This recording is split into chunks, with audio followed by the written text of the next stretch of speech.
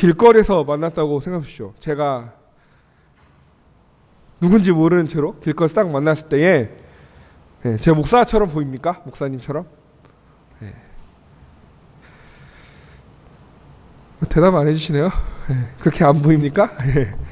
주로 저희가 목사를 한다라는 걸 짐작하지 못하는 사람이 대부분입니다. 이미 학부 때부터 총신대를 나왔죠. 총신대를 나왔을 때 이제 신학과였는데 꼭 처음에 전공을 물어보잖아요. 총신대에서 가장 많은 전공에 하고 있는 사람의 그 학과가 신학과입니다. 아무래도 그렇죠?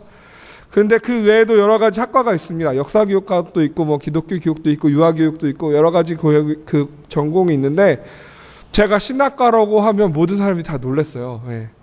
너는 다른 사람은 다 몰라도 너만큼은 절대 신학이 아닌 줄 알았다. 그런 얘기들을 많이 듣습니다. 그래서 지금도 제가 밖에서 사람들을 대할 때에 뭐 미용실을 가거나 그럴 때 막 얘기를 하죠. 그럼 저는 목사라는 사실을 잘 밝히지 않습니다. 왜냐하면 제가 여러 차례 좀 경험한 건데 제가 하고 있는 일이 목사입니다 라고 얘기를 하면 사람들이 저를 대하는 태도가 바뀌어 버린다라는 거죠. 상당히 좋은 겁니다. 어떻게 보면 아직까지 그 목사라는 직업을 우리가 얘기했을 때 사람들이 목사님이세요 라고 얘기한다라는 건 그만큼 목사라는 것이 아직은 그래도 존경을 받고 있다라는 것을 증거하기 때문에 좋은 일입니다. 그러나 저는 그것들을 잘 밝히지는 않습니다. 제가 목사라는 걸 밝혀서 그것에 따르는 많은 내가 목사이기 때문에 화도 낼 수 없고 따질 수도 없고 이런 것이 싫어서 밝히는 것이 아니라 저를 대하는 태도가 바뀌어버린다는 거죠.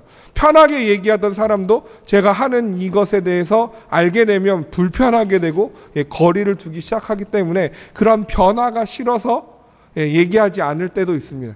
그런데 무언가를 대하는 태도의 변화가 꼭 나쁜 쪽으로만 흘러가는 것은 아니죠. 그것이 좋은 쪽으로 흘러가는 변화들도 많이 있습니다. 사람이 변화를 맞이할 때에는 많은 계기들이 있고 사람들이 뭔가 변화할 때에는 무엇인가 경험했기 때문에 그러한 변화가 일어납니다.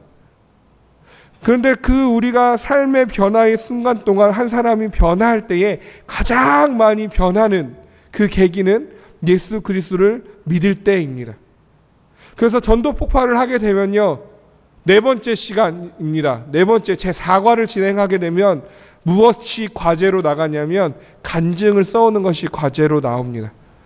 그래서 간증을 한번 써보는 거예요. 내가 예수님을 믿기 전에 나의 모습과 예수님을 믿은 후에 나의 모습이 어떻게 바뀌었는지, 예수님을 정말 내가 나의 구주로 영접하기 전에 나의 모습, 내가 느꼈던 것들, 내가 생각했던 것들, 내가 바라봤던 것들이 예수님을 믿은 후에 어떻게 변화되었는지, 그리고 그 이유가 어디에 있다라고 마지막으로 정리하냐면 그것은 내가 오늘 밤에 이 세상을 떠난다 해도 천국 갈 것을 믿기 때문입니다 라고 그 간증이 맞춰지게 됩니다.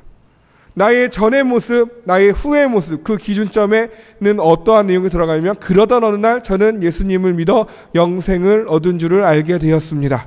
그래서 저는 이렇게 바뀌었고요. 내가 이렇게 바뀔 수 있는 이유는 내가 오늘 밤 이 세상을 떠난다 할지라도 천국에 갈 것을 확신하기 때문입니다 라고 간증문이 맞춰지게 됩니다. 분명히 예수님을 믿으면 변화가 생기기 마련입니다. 그러한 변화가 오늘 출애굽기에 나오는 이스라엘 백성 가운데서도 동일하게 나타나는 것을 볼 수 있습니다. 출애굽기 6장 9절을 보면요. 이렇게 나와 있습니다. 모세가 이와 같이 이스라엘 자손에게 전하나 모세의 말을 듣지 아니하였다라 라고 이야기하고 있습니다. 6장 9절에만 갔었어도 이스라엘 백성들은요, 모세가 이와 같이 이스라엘 자손에게 전하나 무엇을요? 하나님의 말씀을요. 하나님의 말씀을 이스라엘 자손에게 똑같이 전하였을 때에 출애굽기 6장에 나타나는 이스라엘 백성들은 그의 말, 모세의 말을 듣지 아니하였습니다. 그런데 오늘 본문인 12장 28절을 보면요, 어떻게 되어 있습니까? 우리 함께 12장 28절 읽기를 원합니다. 이스라엘 자손이 물러가서 그대로 행하되 여호와께서 모세와 아론에게 명령하신 대로 행하니라. 12장 28절에 이르니까 이스라엘 백성의 태도가 바뀌었습니다. 이스라엘 자손이 물러가서 그대로 행하였습니다. 그대로 어떤 것 그대로 행하였습니까? 여호와께서 모세와 아론에게 명령하신 그대로 행하였습니다. 6장에서는 모세가 하나님 말씀을 전하였을 때에 이와 같이 그대로 전하였을 때에 모세의 말을 듣지 아니했던 이스라엘 백성이 12장에 오니까 모세와 아론에게 명령하신 대로 그대로 행하는 백성이 되었습니다. 도대체 이 6장과 이 12장 사이에 어떠한 일들이 일어났기에 이스라엘 백성들이 이와 같이 변하게 되었을까요? 어떠한 일이 일어났습니까? 예, 어떠한 일이 일어났냐면요, 성경 공부할 때 이렇게 외우라고는 합니다. 예, 저기 아래에 편의점, 우리 무슨 편의점 있죠? 예, 저쪽 이대역 쪽에 이렇게 뒷골목으로 올라오다 보면 큰 편의점 하나 있잖아요. 예, 편의점 별로 안 좋아하시나 봐요. 예, 저는 삼각김밥 때문에 좋아하는데, 세븐일레븐 있죠. 예, 세븐일레븐. 예. 세븐일레븐으로 외우라고 합니다. 뭘요? 10가지 재앙을요. 출애굽기 7장부터 11장에 걸쳐서 10가지 재앙이 쭉 기록되어져 있습니다. 6장에 모세의 말을 듣지 아니한 이스라엘 백성이 12장에 와서 그대로 행하게 된 데에는 10가지 재앙이라는 어마어마한 사건이 기록되어져 있습니다. 그 10가지 재앙을 경험했기 때문에 이스라엘 백성의 태도가 완전히 변하게 된 것입니다. 10가지 재앙에는 목적이 분명히 있었습니다. 우리가 가장 쉽게 아는 목적은 무엇일까요? 10가지 재앙을 하나님 왜 내리셨습니까? 알고 계신 분도 있고 겸손해서 표현하지 않고 계시는데 7장 4절 5절입니다. 7장 4절을 보면요, 7장 4절 함께 읽겠습니다. 내가 내 손을 애굽에 뻗쳐 여러 큰 심판을 내리고 내 군대 내 백성 이스라엘 자손을 그 땅에서 인도하여 낼지라. 10가지 재앙의 첫 번째 목적은요, 내 백성 내 군대 이스라엘 백성을 그 땅에서 인도하여 내는 것에 있습니다. 쉽게 얘기해서 말 그대로 출애굽하는 것에 있는 것입니다. 이스라엘 백성을 애굽으로부터 나오게 하기 위하여 하나님께서 10가지 재앙을 애굽에게 내리셨습니다. 그뿐만 아니라 두 번째 목적이 있는데요, 5절 우리가 함께 읽기를 원합니다. 함께 읽겠습니다. 애굽 사람이 나를 여호와인 줄 알리라. 두 번째 목적은 무엇입니까? 하나님이 여호와인 줄 알게 되는 것입니다. 그런데 누가요? 애굽 사람이요. 이스라엘 백성뿐만 아니라 애굽 사람 역시 하나님의 하나님 되심을 알게 하려는 것에 그 목적이 있었습니다. 10가지 재앙은 그 모든 것이 10가지 우상과 연결되어져 있습니다. 특별히 그 10가지의 그 우상들, 10가지 그 이상 되는 우상들이, 너무나 많은 우상들이 이집트에 있었는데, 애굽에 있었는데, 그 모든 신들을 관할하여서 조화롭게 그 이 세상이 돌아가는 것이 하나가 유독 튀지 않고 조화롭게 돌아갈 수 있도록 관할하는 그 역할을 하는 것이 바로 바로의 역할입니다. 즉 다른 여러 가지 신들을 조화롭게 관할하면서 다스리면서 그 많은 신들을 부리고 있는 그 대상이 바로라는 대상입니다. 그렇지만 이 10가지 재앙을 통해서 이루어진 일은 무엇입니까? 이 애굽 백성들이, 애굽 사람들이 그토록 신이라고 믿고 있었던 그 신 하나하나들이 자신들에게 재앙이 되어서 돌아온다라는 것입니다. 그동안 이 조화를 누가 지키고 있었습니까? 바로가 지키고 있었습니다. 근데 이 조화가 누구로부터 인하여 깨어지기 시작합니까? 하나님으로부터 그 바로가 여태까지 지켜왔던 조화가 하나씩 하나씩 무너지기 시작한다라는 것입니다. 그들의 신들의 무능력함이 여호와 하나님의 강력하신 능력이 점점 더 증명되어져 가기 시작한다라는 것입니다. 이러한 일들을 통하여서 하나님께서 10가지 재앙의 이러한 일들을 통하여서 원하신 목적의 두 번째 목적은 애굽 사람들이 하나님을 여호와인 줄 알게 하는 것, 하나님만이 참 신임을 알게 하려는 것에 그 목적이 있습니다. 왜 애굽 사람들도 하나님의 하나님 되심을 알아야 했을까요? 우리는 출애굽기를 이해할 때에 이스라엘 백성 하면 하나님의 백성, 하나님의 자손을 인식합니다. 그리고 우리는 출애굽기를 보면서 애굽하면 어떠한 인식을 갖게 됩니까? 이스라엘 백성을 괴롭혔던 나라, 하나님을 대적하는 나라, 하나님과 원수인 그 애굽을 떠올리게 됩니다. 그래서 마치 이스라엘은 선한 민족, 하나님께 속한 선한 민족이라는 생각을 갖게 되고, 애굽은 악의 대표라는 생각을 가지게 됩니다. 그래서 이 두 가지의 대결 구도 속에서 결국 선이 악을 이기는 그러한, 어찌 보면 상당히 권선징악적인 그러한 이해를 많이 가지고 대하게 됩니다. 그래서 하나님이 이스라엘 백성만을 품고 애굽은 하나님께서 이스라엘 위하여 치시는 그러한 징벌의 대상으로 우리가 이해하게 됩니다. 그런데 우리가 잘못 이해하고 있다는 것은 무엇입니까? 애굽 사람이 하나님이 참 신임을 알게 되게 하겠다라는 하나님의 목적으로부터 시작합니다. 애굽 사람에게 하나님께서 자신이, 나만이 참 신임을 알게 하려 하신다라는 것입니다. 무엇을 위하여서요? 애굽 사람이 하나님만이 참 신임을 알게 되었을 때 얻는 그 효과는 무엇입니까? 이스라엘의 다른 민족이 더 범접치 못하게 하려고 하시는 겁니까? 애굽이라는 큰 강대국을 하나님께서 치셨기 때문에, 애굽 사람이 하나님을 인정했기 때문에 다른 여러 열방들도 하나님을 인정할 수밖에 없게 되고, 그렇게 되면 이스라엘 백성이 가나안으로 가는 데 있어서 큰 도움과 이득을 얻게 되기 때문에 하나님께서 애굽 사람들에게 하나님의 참 신된 그 능력을 보여주시고 나타내시려는 목적입니까? 그렇지 아니하다라는 것입니다. 하나님께서 애굽 사람들에게까지 하나님의 하나님 되심을 보여주는 이유는 우리가 이사야 19장 21절 22절을 읽을 때 이해할 수 있습니다. 우리 화면을 통해서 함께 한 목소리로 읽기를 원합니다. 여호와께서 자기를 애굽에 알게 하시리니 그날에 애굽이 여호와를 알고 제물과 예물을 그에게 드리고 경배할 것이요 여호와께 서원하고 그대로 행하리라. 여호와께서 애굽을 치실지라도 치시고는 고치실 것이므로 그들이 여호와께 돌아올 것이라. 여호와께서 그들의 간구함을 들으시고 그들을 고쳐 주시리라. 아멘. 하나님께서 애굽을 치셨습니다. 그리고 무엇이라고 되어 있습니까?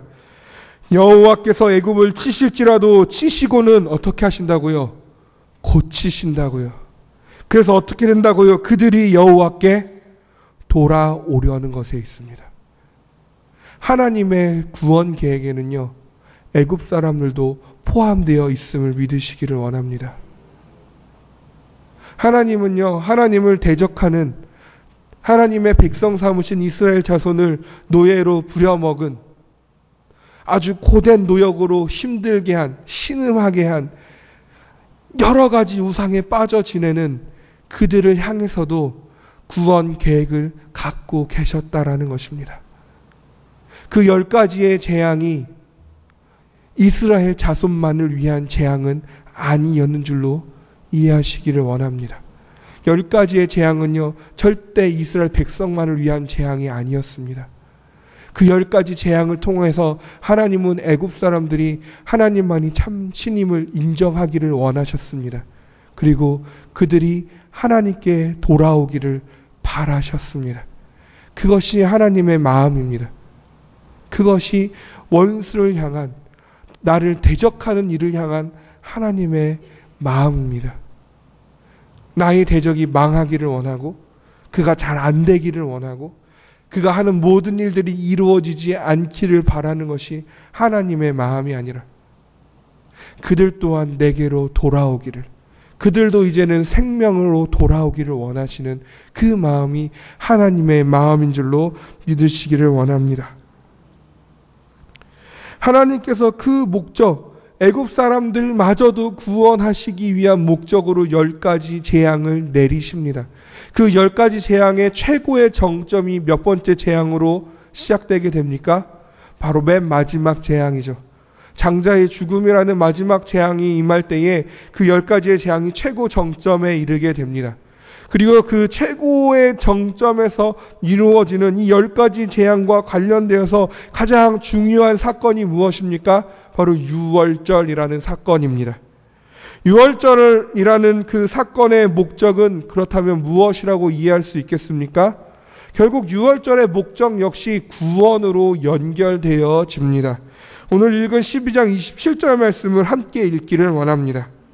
12장 27절 말씀입니다. 너희는 이르기를 이는 여호와의 유월절 제사라. 여호와께서 애굽 사람에게 재앙을 내리실 때에 애굽에 있는 이스라엘 자손의 집을 넘으사 우리의 집을 구원하셨느니라. 아멘. 여기서 가장 중요한 단어는 무엇일까요? 제사일까요? 재앙일까요? 어떠한 단어일까요? 구원이라는 단어입니다. 유월절은요, 구원하기 위해서 하나님께서 행하신 것을 기념하는 것입니다. 더 쉽게 얘기하면 하나님의 구원을 기념하는 것이 유월절입니다.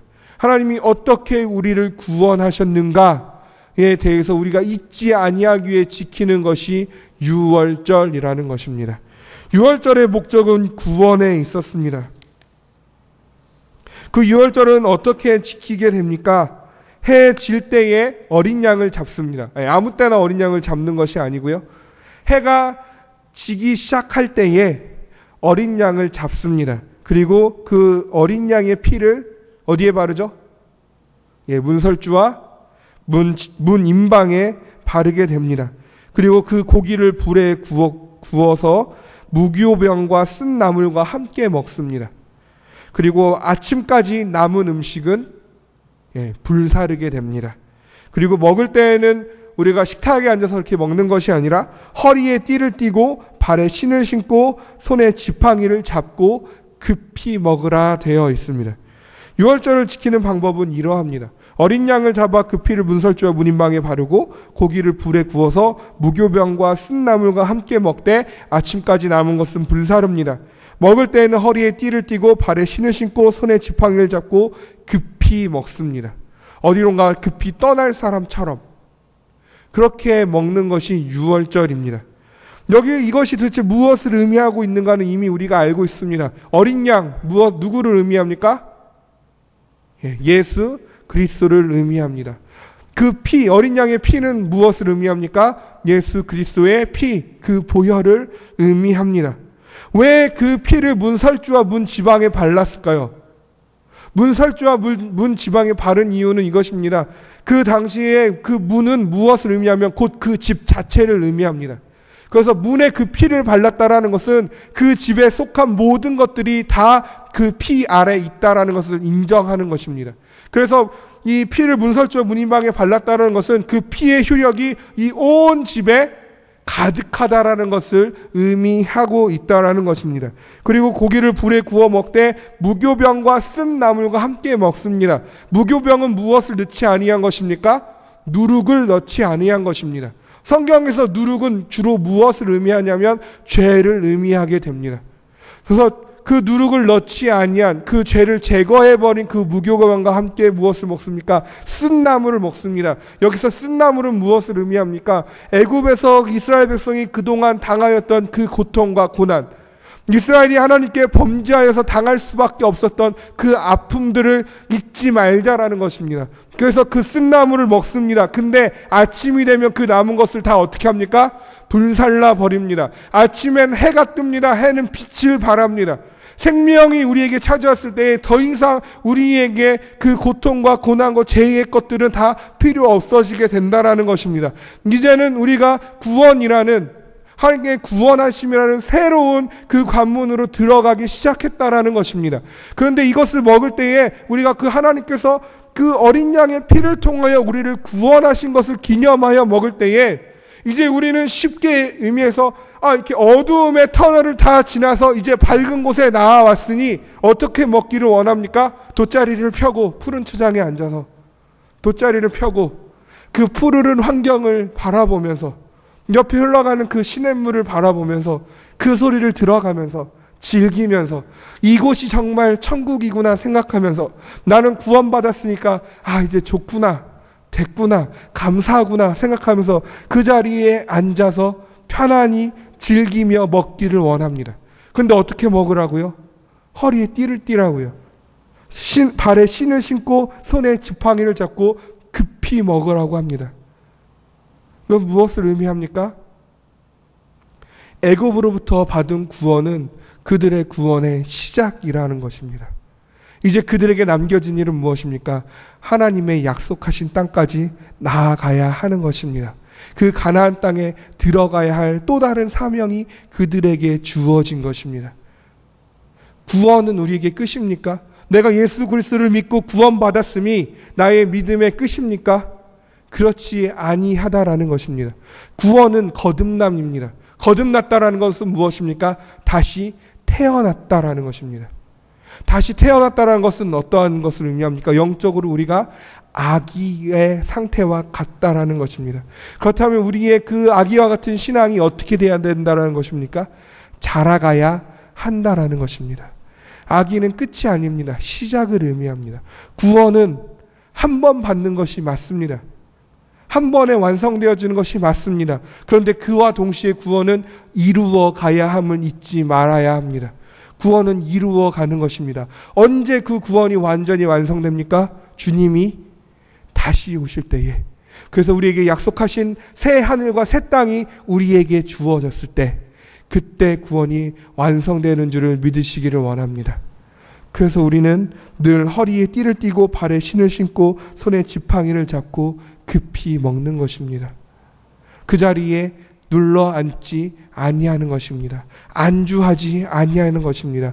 하나님이 우리에게 약속하신 그 새 하늘과 새 땅에, 그 거룩한 약속의 땅에 우리가 들어가기까지 우리는 쉬지 않고 힘써 걸어가야 할 줄로 믿습니다. 그렇기 때문에 이와 같이 급히 먹는 것입니다. 이 유월절을 언제까지 지켜야 합니까?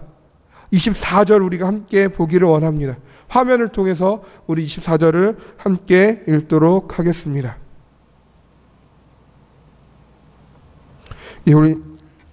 성경 24절입니다.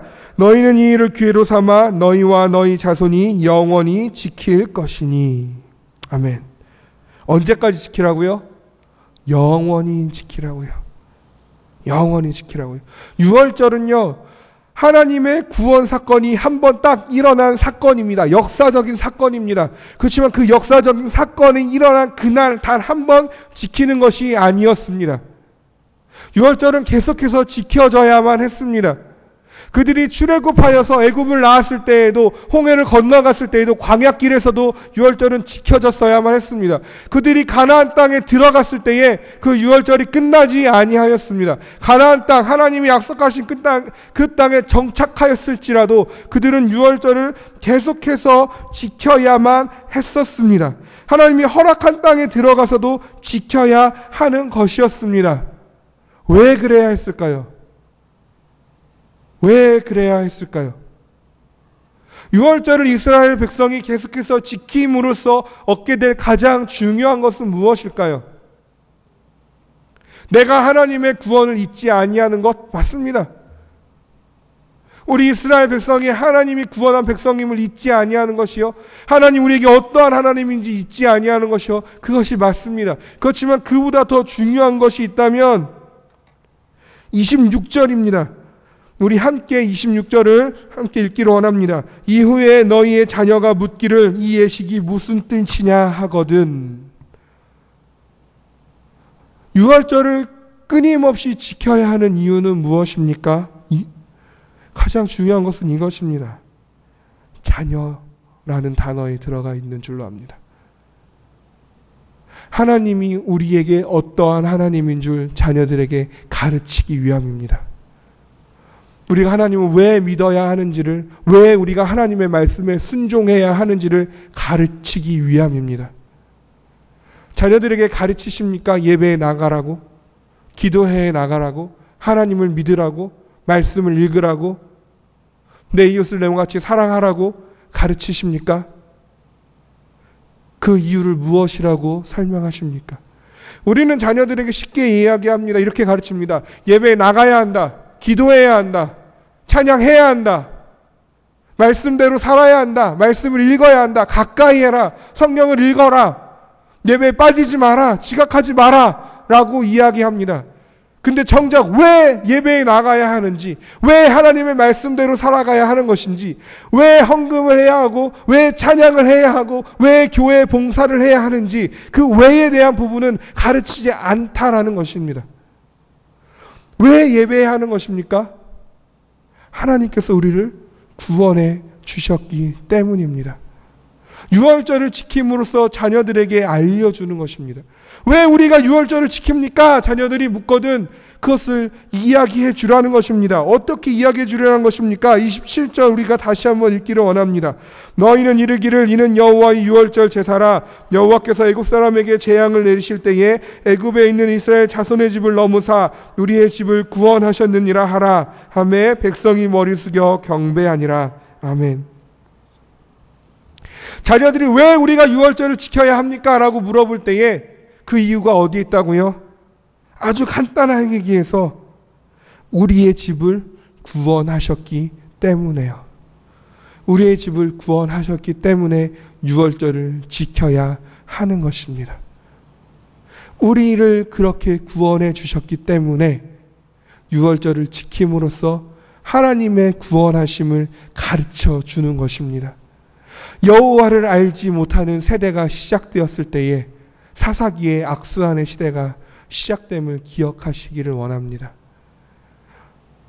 우리에게 똑같은 사명이 주어진 줄로 믿습니다.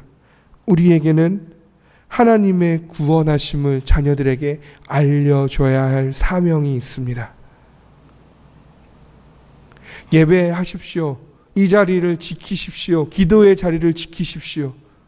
찬양하십시오. 여기 나와서만 하지 마시고 집에서도 찬양하십시오. 자녀들이 있는 가운데서도 기도하고 찬양하고 말씀을 가까이 하십시오.